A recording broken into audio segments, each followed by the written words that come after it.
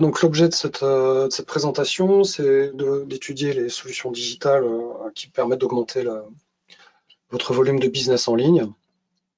Alors c'est un très vaste sujet évidemment, mais on a choisi de prendre comme fil de conducteur un cas concret qui est celui de la collaboration entre Polymex et OnClick sur l'ensemble des stratégies numériques qu'on a mis en place depuis plusieurs années maintenant. Ce qui nous a permis de constater des résultats concrets en termes de chiffres et de business. Donc voilà, capitalisons là-dessus. Et moi, je suis James Audrey Spencer, donc directeur général de la société OnClick, qui existe depuis 2 ans maintenant. J'ai plus de 22 ans, 23 ans de background numérique et je suis passé par à peu près tous les styles de projet et profils projet en numérique, que ce soit de l'e-commerce, de la communication pure ou de l'infrastructure. Et je mets mes services à la disposition des petites, moyennes entreprises et industries pour élaborer des stratégies numériques gagnantes pour le business. Audrey, je te laisse te présenter. Oui, moi je suis Audrey Burtin, du coup je suis ingénieure technico-commerciale au laboratoire Polymex et je suis également chargée de communication, donc je travaille quasiment tous les jours avec James sur tout ce qui est réseaux sociaux, sites internet, etc. Et à l'inverse de James, j'ai très peu d'expérience, je viens de finir les études, donc c'est tout nouveau pour moi et j'en apprends beaucoup. Mais ça fait quand même déjà quelques années que tu es sur je me permets de te tutoyer, que tu es sur le dossier Polymex, que tu fais évoluer la stratégie. Ouais, ça fait 2 ans, ouais. Ok, donc on peut dire que tu as une vue déjà globale sur la progression du business qui a pu être Oui, généré. clairement. Donc on attaque sur le dur. Par quoi commencer lorsqu'on entreprend une initiative numérique? C'est à faire en début de projet, mais c'est à refaire de façon cyclique, à mon sens, tous les 2 ans, 3 ans. C'est un audit du capital numérique. Qu'est-ce qu'un capital numérique? C'est l'ensemble des moyens, outils et données que l'on exploite pour faire fonctionner son entreprise. Et, c'est in fine chiffrable, ce pourquoi on l'appelle capital. Et quel chef d'entreprise aujourd'hui n'a pas besoin d'avoir conscience de quel est son capital? Ce capital, il se décline en plusieurs éléments. Évidemment, le support que vont être le ou les sites web de l'entreprise, les réseaux sociaux ou de partenaires qui vont eux aussi s'appuyer sur des identités numériques, et le socle de sécurité et de conformité des données que l'on va véhiculer avec son entreprise. Tout cela, ce sont des supports de communication avant tout, donc qui véhiculent une image de marque. Donc, première question à se poser, est-ce que l'on dispose d'une charte graphique, en tout cas dans les premières questions à se poser, c'est est-ce qu'on dispose d'une charte graphique solide, qui est en adéquation avec l'époque, le métier, et avec les codes, j'ai envie de dire, les plus contemporains en matière de communication. Et qu'est-ce qu'on a été en capacité de produire en termes de médias et de discours autour de cette image de marque. Ça va évidemment du logotype à la punchline, en passant par la présentation courte, la présentation longue et tous les discours qui vont être déclinés autour de l'activité de l'entreprise. Disposer de cela sur un socle commun. Et quand j'entends commun, c'est un média qui soit disponible pour les clients, mais aussi en interne dans l'entreprise. Ça permet de solidifier une image de marque. Ça permet de parler tous le même discours et d'être raccord sur l'activité de l'entreprise et ce qu'elle a à dire et à offrir à ses clients. Ces supports et ces images de marque, elles s'inscrivent dans une temporalité, avec le côté contemporain du discours, mais aussi sur la densité des publications, sur les événements clés de l'entreprise. que ce soit des embauches, que ce soit des salons, que ce soit d'acquisition de moyens de production, et les échéances qui ont été établies par la direction sur les stratégies en croissance. Tout cela s'inscrit évidemment dans des timelines, donc il faut avoir une vue claire et une conscience aiguë pour pouvoir placer les échéances et les développements. Une fois qu'on a mesuré ça, on a nécessairement besoin d'évaluer les ressources dont on dispose, ressources internes et externes. Et j'entends par là ressources humaines et ressources de moyens, en ce sens qu'on a besoin de gens qui savent communiquer, n'est-ce pas Audrey, qui savent faire des visuels qui soient en raccord avec l'image de marque, et le cas échéant, recourir à un réseau de prestataires externes pour développer, amplifier ou produire des supports de communication que l'on ne sera peut-être pas à même de faire en interne. Et là-dessus, tu as pas mal œuvré, Audrey, tu as pris en main la communication de Polymex. Ouais, bah exactement. Quand je suis arrivée il y a 2 ans, du coup, James, tu étais déjà là. Tu travaillais déjà avec Polymex en tout cas. Et une des raisons de mon embauche, c'était qu'on n'avait plus trop le temps de s'appliquer sur la communication et ça commençait à peser dans les demandes clients finalement. Et du coup, j'ai été bien coachée pour bien remettre en place un vrai planning de posts sur les réseaux sociaux, m'occuper du site internet. Et c'est vrai qu'on a très vite vu une augmentation finalement des passages sur le site et de demandes qui étaient issues du site internet. Ça s'est fait très rapidement, quoi. Donc clairement, Et quelle portion de ton temps, finalement, tu as investi dans la production de médias, parce que c'était un moment clé de se dire, ah bah voilà, les visuels vont être sortis, vont sortir en interne, on va communiquer en faisant de l'image, et ben donc tu as dû prendre la souris et concevoir, réellement apprendre à te servir des outils numériques et concevoir des médias quasiment au quotidien. tous les jours, c'était quasiment tous les jours. Après, dans la journée, je pense que c'était 50% de ma journée. J'avais 50% de partie plus commerciale et 50% de full communication, création de contenu, création d'images, tout en respectant la Ok. charte graphique, etc. Donc, Et donc, c'est un poste important. Si on le ramène aux ressources humaines et à l'investissement temps que cela nécessite, c'est un poste déterminant dans une entreprise. La moitié du temps de travail d'un employé, ce n'est pas rien. Donc voilà, en termes de ressources, c'est à considérer et c'est un poste, à mon sens, important. Même s'il est externalisé, il faut absolument avoir une vue sur qu'est-ce qu'on est capable de produire et quand. Et une fois qu'on est en capacité de mesurer support, image et ressources, eh ben, il faut le mesurer à la concurrence, parce que où en sont nos concurrents directs, qui parfois ne sont pas nécessairement des concurrents, mais des partenaires, ou des gens qui sont à peu près dans le même secteur d'activité. On l'a vu chez Polymex, se présenter le cas de figure. Voilà, que fait la concurrence et comment nous placer au moins à égalité, sinon au-dessus d'elle, en termes de qualité de discours, en termes de qualité d'image de marque, parce que bah, la concurrence avance et on doit se positionner par rapport à elle.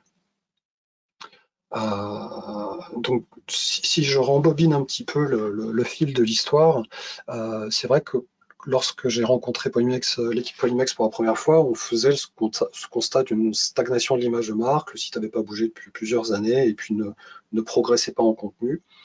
Et c'est donc à ce moment-là qu'on a décidé de recourir, que Polymex a décidé de recourir au consulting pour élaborer une stratégie présentielle et ne pas attendre de se faire distancer par la concurrence. Mais ça a été un moment important parce que je me rappelle très bien de nos premiers échanges avec le directeur, avec Lionel, qui finalement avait des objectifs, évidemment, comme tout chef d'entreprise, mais on ne savait pas par quoi commencer. Et ce moment d'audit a été vraiment un moment d'échange très riche, où on a pu remettre en question l'identité même de la marque et là où elle voulait aller. Et c'était vraiment déterminant pour la suite du projet parce que ça s'est justement, je pense, très bien passé par la suite parce qu'on a eu cette discussion et cette mise à plat sur l'état de l'art et sur le capital numérique de l'entreprise. Je passe au slide suivant, donc je vais aller un petit peu plus vite. Donc évidemment, on a déterminé des objectifs, comme en bon stratège, et on a mesuré ce qu'il était nécessaire de mettre en œuvre pour réaliser ces objectifs. On les a budgétisés. On est tombé d'accord sur des enveloppes qui étaient à consacrer sur un temps donné, en ayant parfaitement conscience que les cycles de production, notamment sur Internet, sont plutôt accélérés. Aujourd'hui, une vitrine web, qu'elle soit e-commerce ou purement communicante, elle a une durée de vie de 2-3 ans.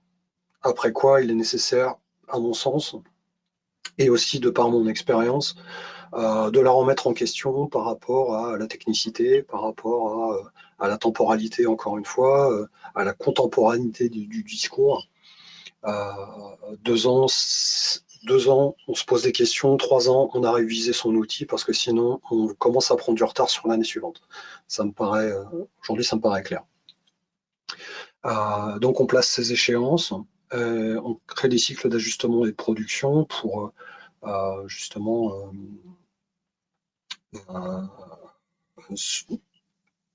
mettre des balises dans le temps sur les objectifs et la production. Et on met en place des outils pour pouvoir mesurer les performances que l'on espère en tout cas de ces initiatives. C'est à ce moment-là qu'avec Polymex, on a refondu le site. On s'est mis d'accord sur l'idée qu'il fallait produire du contenu parce que la masse de contenu aujourd'hui est déterminante en termes de référencement, mais pas seulement. Je pense qu'à mon sens, et Audrey, peut-être tu abonderas en ce sens, c'est que lorsqu'un client visite un site et qui, au-delà du premier ressenti, constate qu'il n'y a pas de soutenance dans la production de contenu, que le dernier post de blog, il a 6 mois, qu'on sent qu'il n'y a pas d'investissement en temps dans la communication, il y a un ressenti fort de la part du client que non, peut-être qu'il n'y a pas l'énergie suffisante ou la volonté de faire du business de la part de cette entreprise. Il y a un côté intentionnel qui transparaît immédiatement dans les outils de com. Et ça, c'est vrai. Enfin, ça, c'est ce que j'ai pu constater, en tout cas d'expérience, encore une fois, mais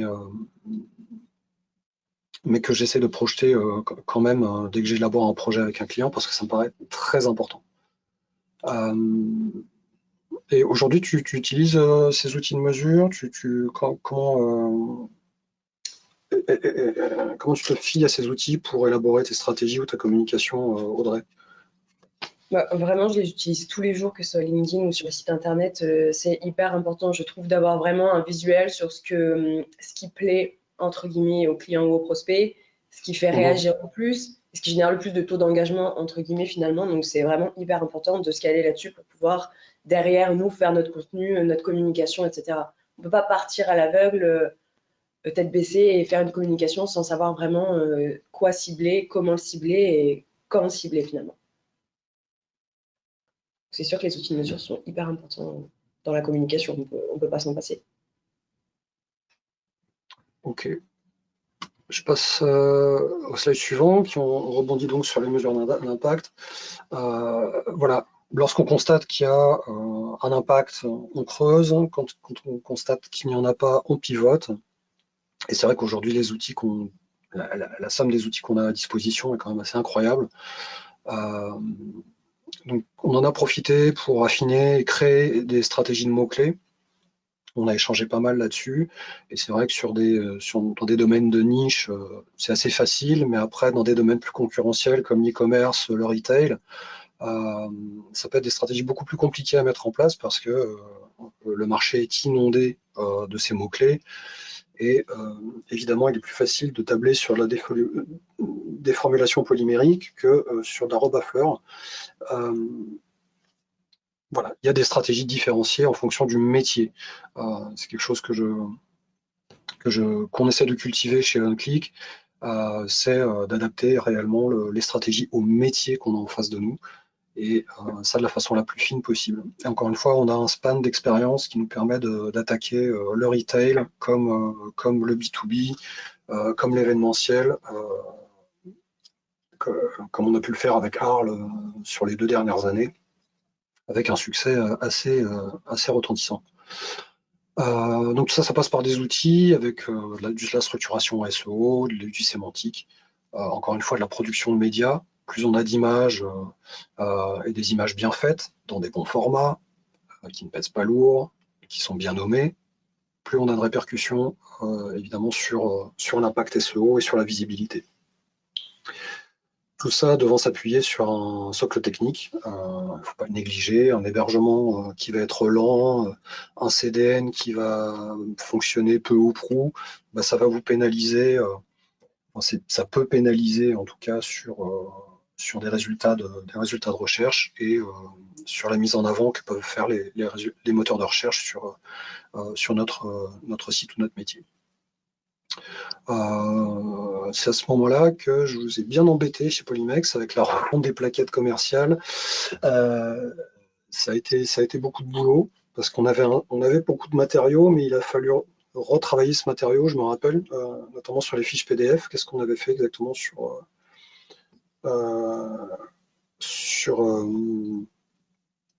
avais œuvré sur ce chantier, Oui, je me Audrey? rappelle nommer tous les noms URL, là, tous les liens de chaque plaquette qu'il y avait ou PDF qu'il y avait sur le site internet pour qu'ils soient référencés correctement et que ça ressorte au bon moment des recherches sans créer de bugs ou de dysfonctionnements. Et j'avais tout renommé un par un et Dieu sait qu'on en a énormément des PDF ressources sur ce site.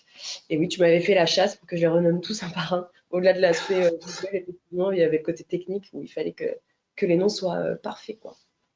Voilà, et donc ce qui peut rentrer dans une stratégie, c'est parce que là on a dû tout refaire en somme, enfin tu as dû tout refaire, donc encore une fois c'était du temps et de la ressource de prise.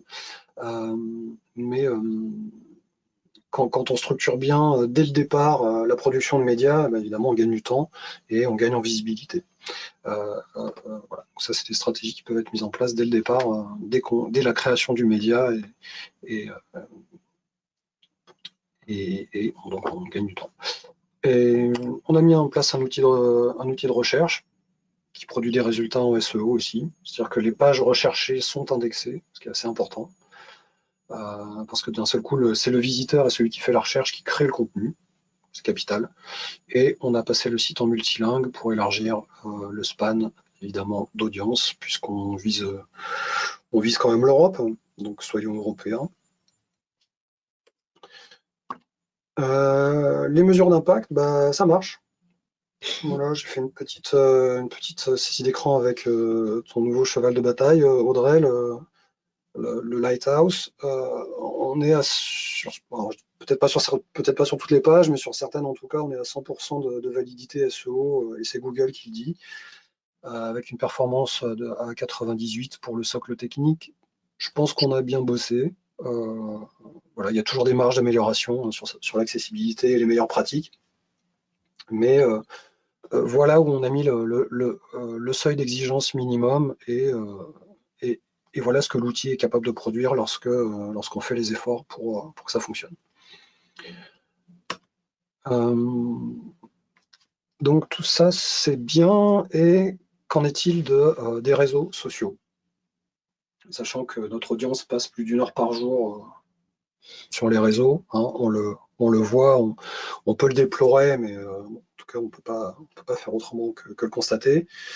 Et on ne peut pas être un simple observateur. On ne peut pas être un simple consommateur aujourd'hui des réseaux sociaux.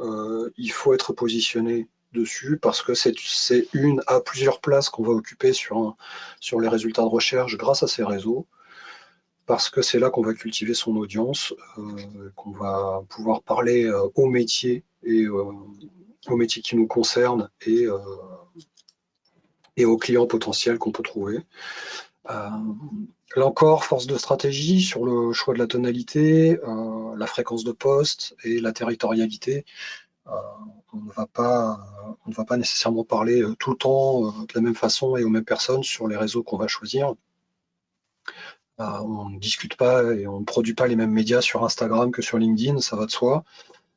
Mais là encore, c'est du temps, c'est des ressources et il faut placer ses pions en bonne intelligence au bon moment pour ne pas se disperser et perdre de l'énergie ou pire de l'argent sur des investissements qui ne seraient pas pertinents.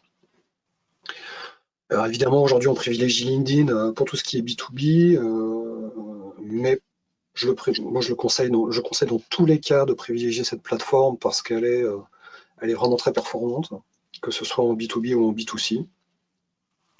Et ensuite, évidemment, en fonction de l'audience, on va essayer de produire le bon média au bon moment. Et aujourd'hui, ça peut être TikTok, ça peut être Instagram, ça peut être Facebook, ça peut être du média presse, ça peut être YouTube. Aujourd'hui, c'est pas les plateformes qui manquent, mais il faut couvrir ce span, c'est primordial. Quelque chose auquel on ne pense pas souvent, c'est d'engager toutes les voies de l'entreprise.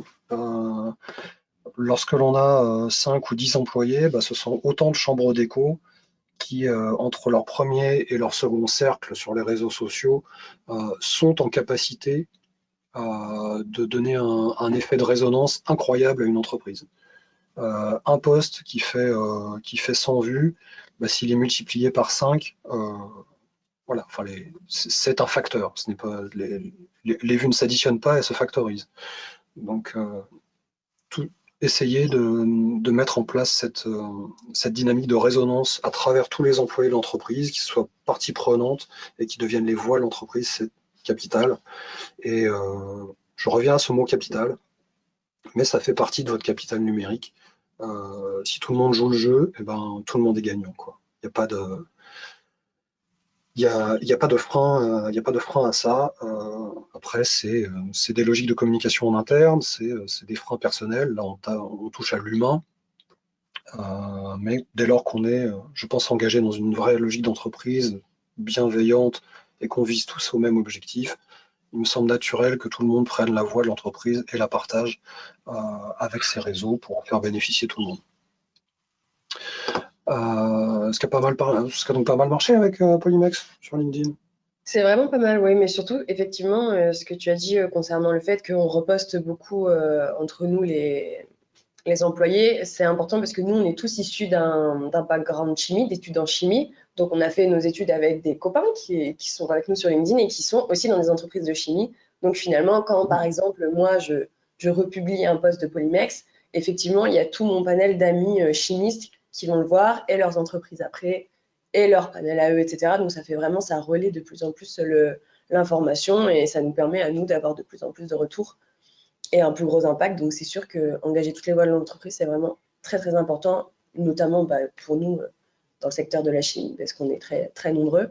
Mais c'est vraiment un avantage qu'il faut pas minimiser, quoi. C'est vraiment non négligeable.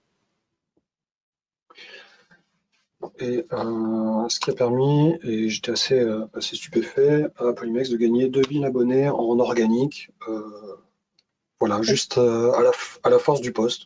Ce qui Ouais. est- Ouais, très très fière de ça. Effectivement, on a mis en place quand je suis arrivée il y a 2 ans ce planning un petit peu de mettre minimum 2 postes par semaine, assez bien répartis dans la semaine pour qu'on couvre tout le temps, soit tout le temps un petit peu dans le coin entre guillemets le timeline de LinkedIn. Et on a aussi fait le choix de ne pas mettre des posts, par exemple, en plein été, on ne met pas 2, 3 posts par semaine, on met un post parce qu'on sait qu'il y a beaucoup moins de monde sur LinkedIn, donc on préfère garder nos bonnes idées de posts pour plus tard, là où il y aura plus d'impact. Donc c'est vraiment une stratégie de savoir quand est-ce qu'on fait les posts, ce qu'on dit dans les posts aussi par rapport à l'actualité, etc. Et ça nous permet de gagner de plus en plus d'abonnés au fur et à mesure des mois. et là, je ferai une petite aparté parce que il y a des business qui reposent quasiment exclusivement sur le marketing réseau. Et on l'a vu avec Twitter récemment, mais S'appuyer sur les épaules de géants, ça a un gros avantage, c'est qu'on prend tout de suite de la hauteur. Et les réseaux sociaux sont aujourd'hui des géants qui font partie du paysage, mais ces géants peuvent faire défaut. Et on ne peut pas se satisfaire d'une seule stratégie de communication, à mon sens. Aujourd'hui, faut être très vigilant par rapport à ça. Si notre reach est 100%, si notre reach et notre acquisition se fait à travers un seul canal, si ce canal disparaît ou est modifié, quel va être le chiffre d'affaires au mois suivant? Voilà. C'est des questions à se poser de façon assez récurrente et assez aiguë parce que ça peut être critique et ça peut mettre un business à plat. Donc la veille sur les réseaux et être en capacité en tout cas de rebondir sur un plan B, c'est une stratégie forte à mon sens à mettre en place en 2023. On a vu que ça pouvait aller très vite. Un de ces leviers, c'est le levier marketing monétisé et budgétisé, c'est-à-dire acheter du présentiel. Bon, là aussi, on a mis en place quelque chose d'assez intense avec Polymex parce que ça semblait pertinent dans la temporalité. Donc on achète des campagnes, on achète du mot-clé, mais pas seulement. Aujourd'hui, et je vais appuyer là-dessus, on a des solutions de profilage, c'est-à-dire que quiconque traverse nos réseaux ou nos posts ou nos sites web, nous sommes en capacité de récupérer leurs coordonnées et de voir dans quel secteur d'activité ils travaillent. Ce qui est assez incroyable aujourd'hui et je pense très sous-exploité. Imaginez qu'on connaisse absolument l'identité de toutes les personnes qui passent sur votre site web. Aujourd'hui, c'est possible, sans leur demander quelconque saisie ou quelconque autre manipulation que d'accepter les conditions générales d'utilisation du site. Donc aujourd'hui, on a mis en place ces stratégies, elles sont plutôt gagnantes, on les amplifie. On fait du remarketing évidemment à travers nos campagnes.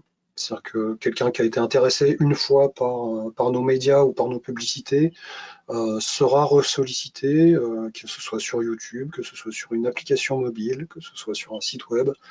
Pas encore sur la télévision, mais ça viendra. Donc voilà. Sinon captif, en tout cas, on a un sens aigu des personnes qui ont pu être intéressées par notre production, nos produits ou notre business. Voilà, donc évidemment en progression constante parce que quand ça marche, on amplifie ce qui fonctionne et on trust 100% de la position, des positions, j'ai envie de dire, légitimes sur les SERP pour le positionnement de résultats de recherche.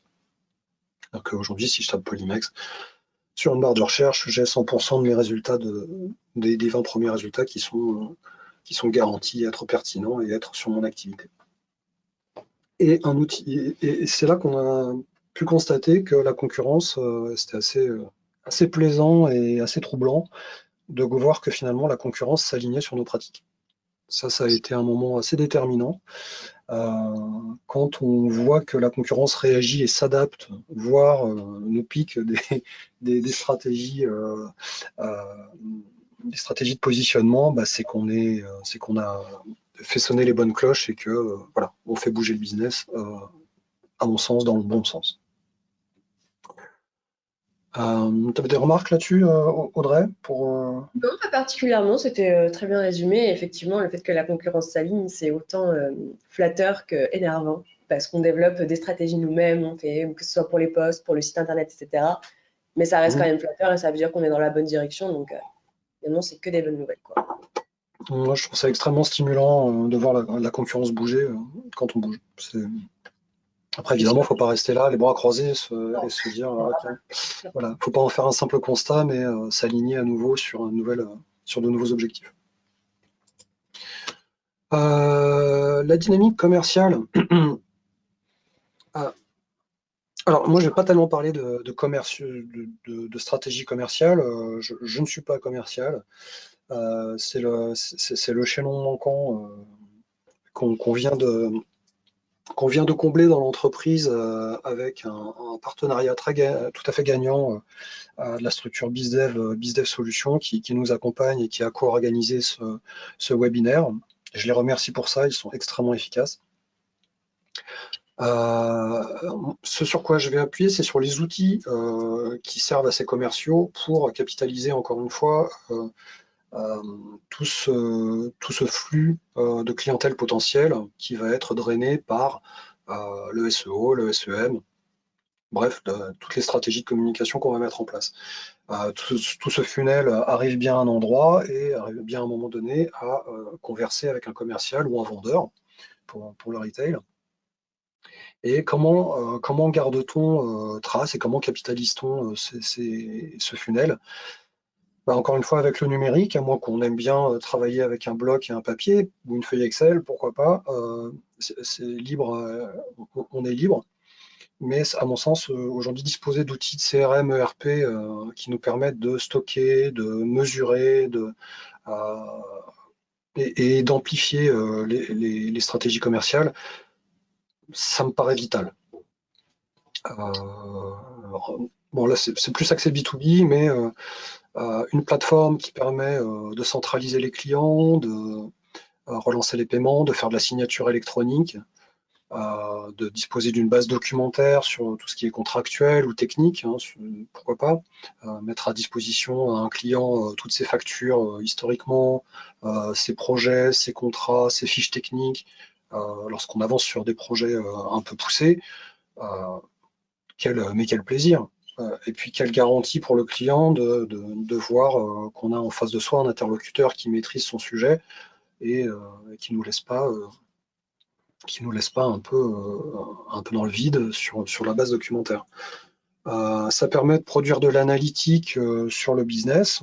Voilà, qu'est-ce qui rentre, qu'est-ce qui sort, quels sont les taux de conversion qu'on a pu produire et en comparaison à nos investissements. Donc de l'analytique, de la centralisation d'informations qui nous permet aussi d'être en raccord avec le RGPD, c'est assez important.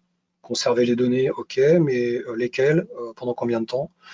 Et est-ce qu'on en a correctement informé ses clients et ses partenaires? C'est important de le mentionner. Et aujourd'hui, OnClick est DPO, c'est-à-dire le dépositaire et garantit la sécurité des données pour Polymex et une quantité d'autres entreprises. C'est-à-dire que s'il y a un quelconque souci ou quelconque question par rapport à la gestion des données, nous sommes l'interlocuteur technique qui sera sollicité pour intervenir. Donc tout cela fait partie de la capitalisation, encore une fois, du domaine du numérique et des données de l'entreprise. Pourquoi capitaliser? Parce qu'aujourd'hui, une entreprise a une valeur, elle a son capital immobilisé qui apparaît sur ses statuts de société. Mais si un beau jour vous souhaitez revendre l'entreprise ou faire rentrer du capital à l'intérieur, ou prendre des investisseurs sur le projet, qu'est-ce qu'on est en mesure de leur montrer si on n'a pas d'outils numériques qui centralisent et capitalisent encore une fois l'information de façon propre et bien organisée. Voilà, c'est une question que je pose et que je pense que le chef d'entreprise devrait se poser. Voilà. Aujourd'hui, on n'a jamais eu autant d'outils à disposition, souvent gratuits, pourquoi pas, parfois payants, il faut que ça se justifie. Aujourd'hui, on a plus de 20 ans d'expérience, on est 2 associés dans la société qui avons à peu près autant d'expérience et les mêmes profils techniques et commerciaux. Mais ça fait la différence quand on a vu quelque part naître Internet et qu'on en connaît les rouages, j'ai l'impression qu'on est force de conseil et que ça peut faire gagner beaucoup de temps à nos interlocuteurs sur leur stratégie numérique. Et aujourd'hui, avancer sans stratégie numérique, je pense que on est d'accord Audrey, c'est un peu se priver se priver de tout en termes de business et de visibilité. Clairement. Donc prendre conseil, voilà, vous irez plus vite, vous serez plus sain dans vos objectifs, vous serez plus sain dans votre business au quotidien et vous aurez une vue bien plus claire sur vos objectifs business à travers ces outils. Voilà, je n'ai pas vu de questions particulièrement passer, j'ai pas vu de main levée. Salut James, c'est Non moi. plus, non. Tu m'entends, James? Oui, oui Myriam, je t'écoute. Voilà, moi je vous remonte, donc bonjour à tous, moi je suis l'assistante commerciale de James. Je vous remonte juste la question de Monsieur Mercier, voilà, qui te pose cette question-là. Donc comment tu fais pour trouver les sujets pertinents dans tes publications LinkedIn? Alors il faut, très bonne question. Les réseaux sociaux, c'est chronophage, mais c'est vital. Qu'est-ce que je fais? J'ai quantité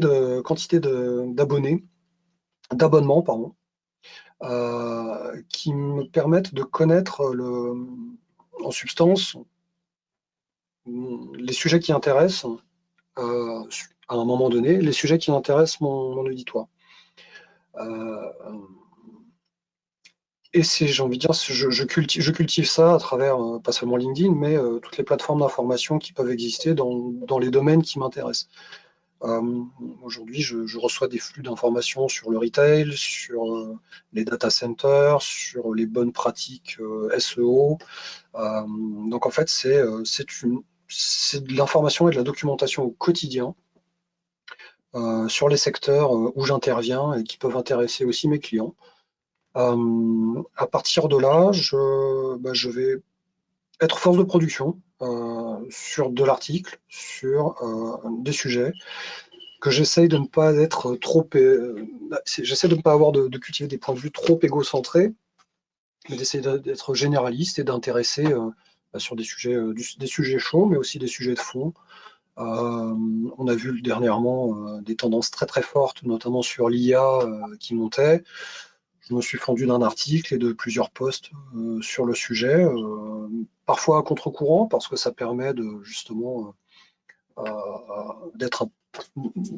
de dissonner un peu et d'interpeller l'auditoire sur ah tiens, peut-être enfin quelqu'un qui n'a pas l'avis que tout le monde a en ce moment sur le même sujet donné. Donc voilà, essayer de prendre des contrepoints, essayer de donner des avis critiques mais constructifs sur des sujets donnés. Et voilà, quand on veut creuser dans le luxe, et ben, on s'intéresse au luxe et on poste des sujets sur le luxe. Quand on veut faire du retail ou du real estate, ben, on s'intéresse à ces sujets sur au moins trois plateformes différentes et on essaie de créer de la synthèse sur ces sujets pour intéresser. Voilà, intéresser et montrer qu'on a quelque part une expertise et une offre à produire sur le sujet. J'espère que ça répondait à la question.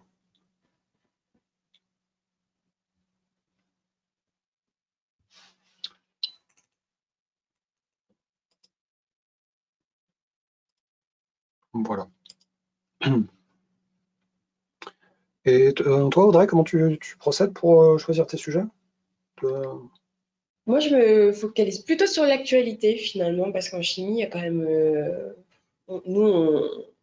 Comment dire, on balaye un spectre très large de secteurs d'activité et il y a tout le temps des sujets d'actualité qui sortent, que ce soit des molécules, des restrictions, des réglementations, etc. Donc on se focalise beaucoup sur l'actualité. Et quand c'est pas l'actualité, c'est vrai que c'est plutôt les sujets que nous on a rencontrés au laboratoire qui sont intéressants ou un petit peu fun à décrire, où on peut faire un petit storytelling et là ça capte le lecteur et c'est important d'avoir une bonne idée, de savoir se focaliser sur les bons sujets pour pouvoir faire un petit storytelling et intéresser au mieux le lecteur, quoi. Et petite question généraliste, mais est-ce que tu as utilisé des intelligences artificielles récemment pour produire une trame au storytelling que tu envisageais? Non, non, on y Non. pense, on en a parlé d'ailleurs hier de ce type d'intelligence artificielle, mais non, pour l'instant, ça sort tout de mon cerveau. Mais pourquoi pas un jour? C'est vrai que ça peut être pratique. Puis même pour trouver des sujets d'actualité, etc., beaucoup plus simplement, ça peut être mieux. Moi, j'ai trouvé ça très intéressant, la façon. J'avais planifié ce webinaire en le structurant, à partir de résultats que j'ai audités avec ChatGPT. Puis je me suis appuyé sur ces résultats pour, encore une fois, faire un contrepoint, c'est-à-dire ça m'a permis de mesurer quel était le discours général. Et lorsqu'on se confronte ses propres idées au discours général, finalement, c'est là qu'on produit de la critique et du contrepoint et quelque part une richesse, puisque si on a le même discours que tout le monde, il n'y a pas de valeur ajoutée. Donc, s'appuyer sur le discours le plus synthétique et le plus commun que peuvent avoir ces outils, au-delà de leur capacité d'analytique, hein, qui est très puissante, ça permet de prendre du contrepoint et justement de faire du discours, peut-être du discours qui pique un peu ou qui n'ira pas exactement dans le sens du vent, et ça peut être une valeur ajoutée. Après, ça dépend dans quel domaine on travaille, évidemment. Tout est ramené à la logique métier, hein. Chaque métier son discours, et on peut aider, on peut vous assister aujourd'hui dans cette dynamique de trouver sa voie et d'utiliser les bons outils pour exploiter cette voie et la faire résonner au mieux. Voilà. Pas d'autres questions? Alors pour l'instant, il n'y en a pas, non. Ok. Bon, ben, on va conclure. Je ne l'ai pas dit en introduction, oulala, j'ai pas fait mes devoirs, mais je le fais en conclusion. Si vous souhaitez un audit, que OnClick se charge d'un audit de votre site web en quelques points, on peut le faire, on s'en chargera avec plaisir. Ça nous permettra peut-être de trouver des points d'amélioration sur votre existant. Bon, je vois Monsieur Mercier que vous êtes expert du web. Donc, peut-être que ça ne sera pas pertinent vous concernant. Basile, on en discute quand tu veux. Et puis, ben, on n'a pas été très nombreux en participants, mais je remercie quand même ceux qui se sont présentés et ont été intéressés jusqu'au bout à cette présentation. C'est toujours intéressant d'échanger et de produire. Voilà, de produire ce genre de médias, ça permet de se remettre en question aussi sur sa communication. Je vais clore maintenant.